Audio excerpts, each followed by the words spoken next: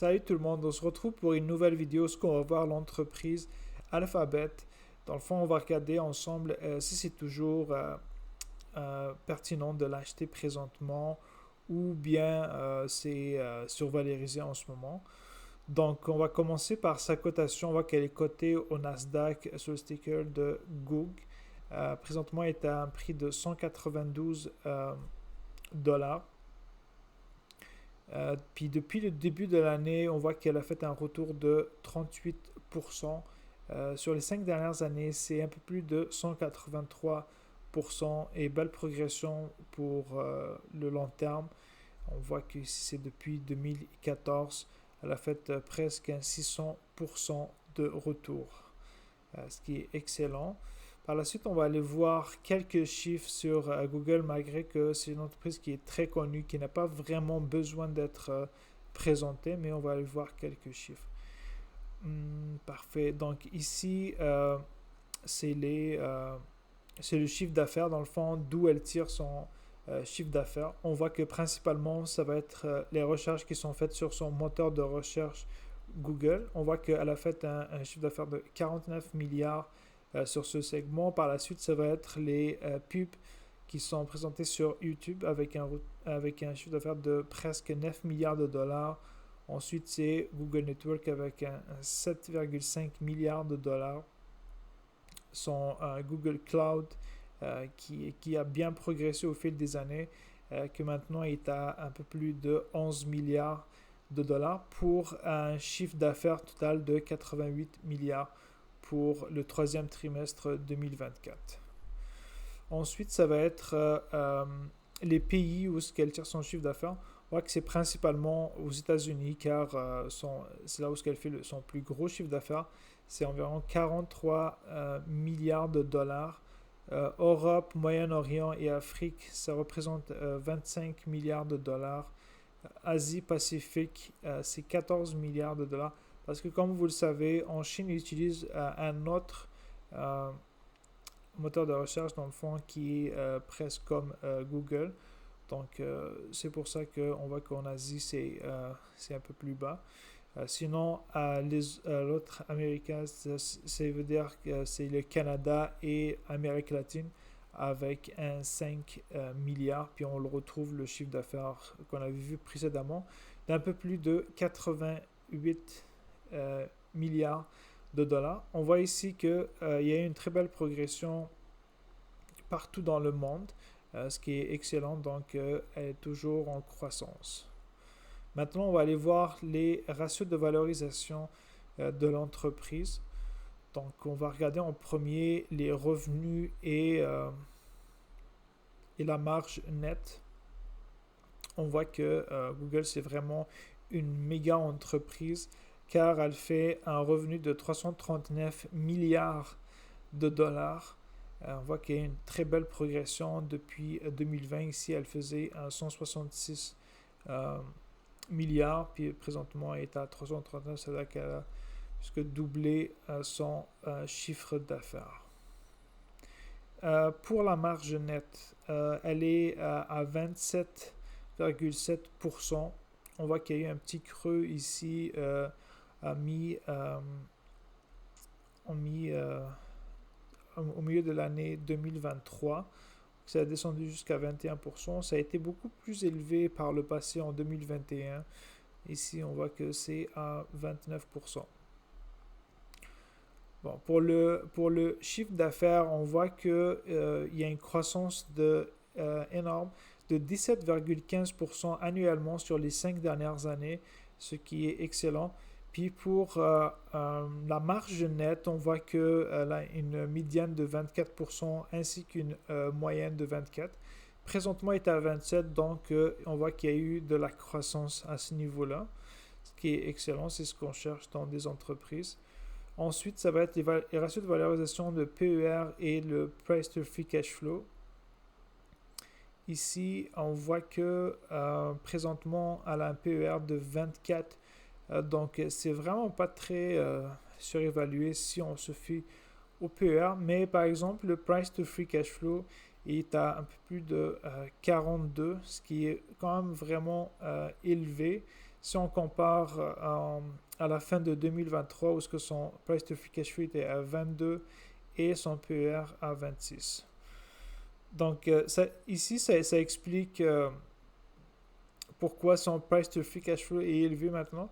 Parce qu'elle investit vraiment massivement dans l'intelligence artificielle, donc elle utilise beaucoup son free cash flow dans ce sens-là, d'où cette augmentation de la valorisation au niveau du price to free cash flow. Mais si on essaie de regarder, mettons, sa médiane ou sa moyenne sur les 5 dernières années, on voit que sa moyenne est à 28, ainsi que sa médiane, et présentement est à 42, vraiment élevé. Même chose pour le PA, on voit qu'elle est quand même autour de sa moyenne historique au niveau des PER, parce que la moyenne est 25,6 et la médiane est à 25,5 et présentement est à 24, un petit peu en dessous, mais il n'y a vraiment pas une grosse différence. C'est ici qu'on va voir ce que je disais par rapport au free cash flow qui a beaucoup baissé depuis les derniers trimestres, comme qu'elle investissait beaucoup sur l'intelligence artificielle. Donc on va le voir ici. Donc présentement, elle a un free cash flow qui est de 33 milliards de dollars. Puis on voit que par le passé, il était vraiment beaucoup plus élevé, autour des 50 milliards de dollars. Donc depuis quelques trimestres, elle investit massivement. Et ce qui a impacté également sa marge du free cash flow, qui présentement est à 16%. Puis par le passé, c'était toujours plus que 20%. Donc, ça explique cette baisse des ratios qui sont en lien avec le cash flow. Car si on regarde, mettons, sur historiquement, on voit que son free cash flow est 40 milliards, comme vous avez dit, puis sa médiane de 44 et présentement est à 33. Donc, baisse. Même chose pour la marge qui était toujours plus que 20%. Puis présentement est à 16. C'est pas vraiment bas à 16. Moi, je cherche toujours plus que 15. Mais vu que l'entreprise nous a habitués à des marges de free cash flow plus que 20, donc voir ça à 16, peut-être ça pourrait sonner l'alarme. Mais comme que je vous ai dit, c'est parce qu'elle investit énormément ces derniers temps. Ensuite, au niveau de la dette, Google n'a pas de dette. On voit que ici, la dette nette est de moins 86 milliards. Ça veut dire qu'elle a plus de cash que de dette.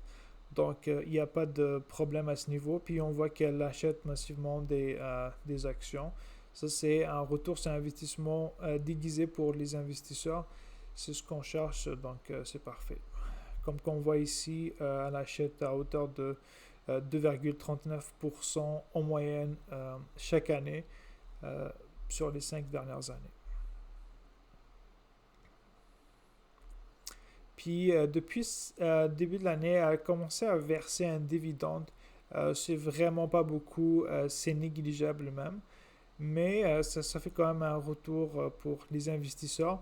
Donc, je suis allé regarder si elle est capable de payer ce dividende, s'il n'y avait pas de problème à ce niveau-là. Donc, on va le voir ensemble. Donc, le dividende yield est de 0,42%. Donc, comme je vous ai dit, c'est vraiment négligeable. On voit que le payout ratio est de 10% et le free cash flow payout ratio est de 17,60. Donc, elle est capable de payer son dividende largement. Donc, il n'y a aucun problème à ce niveau-là. Je voulais juste vous aviser que moi, je détiens cette action, mais je l'ai achetée à un prix qui était beaucoup, beaucoup moins que ça. Je l'ai achetée massivement en 2022, où elle avait perdu énormément.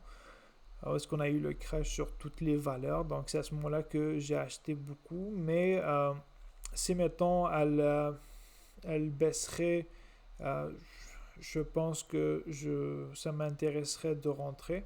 Donc, on peut voir ici les chiffres que j'ai fait pour voir le prix idéal pour rentrer selon mes calculs à moi. Donc, ici j'ai utilisé la première méthode qui consiste à utiliser les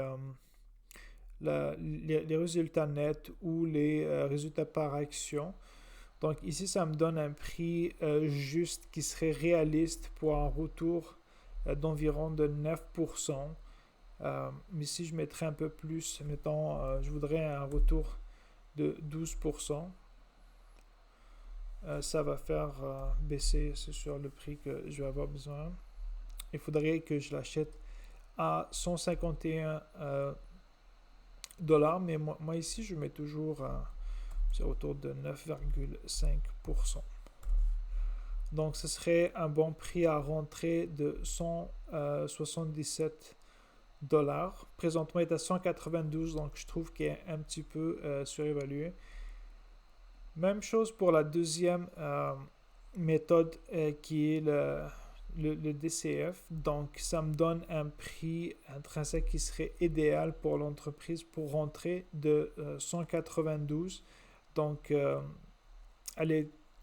ici, c'est le même prix qu'elle est cotée présentement. Donc, moi, je l'achèterais, mettons, si elle va baisser d'environ 20% pour avoir une marge de sécurité. Donc, c'est ça. Ça me donne deux chiffres différents. Pourquoi? Parce que avec cette méthode, c'est que ça inclut les rachats d'actions comparativement à l'autre qui est juste sur les bénéfices par action, parce que ça ne tient pas compte des rachats d'actions. Donc, d'où cette différence quand même entre les deux prix à acheter. Dans le fond, ça va être la valeur intrinsèque est différente entre les deux à cause de cette variante. Donc, présentement, je n'achèterai pas cette entreprise. Mais si, mettons, elle viendrait descendre à des prix, mettons, qui seraient autour des ici comme 150, 160, je pense que je recommencerai à m'y intéresser. Je sais que j'avais en acheté un petit peu ici sur les 150, malgré que j'avais un coût de revient beaucoup plus bas. Mais je trouvais qu'à 150, c'était un bon point pour rentrer également ou pour renforcer l'entreprise. Donc, ça va être ça. Fait que pour l'instant, moi, je n'achète pas cette entreprise.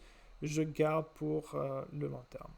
Donc, ça va être tout pour aujourd'hui. Si vous avez aimé, je vous invite à liker puis à vous abonner. Puis on se retrouve pour une prochaine vidéo.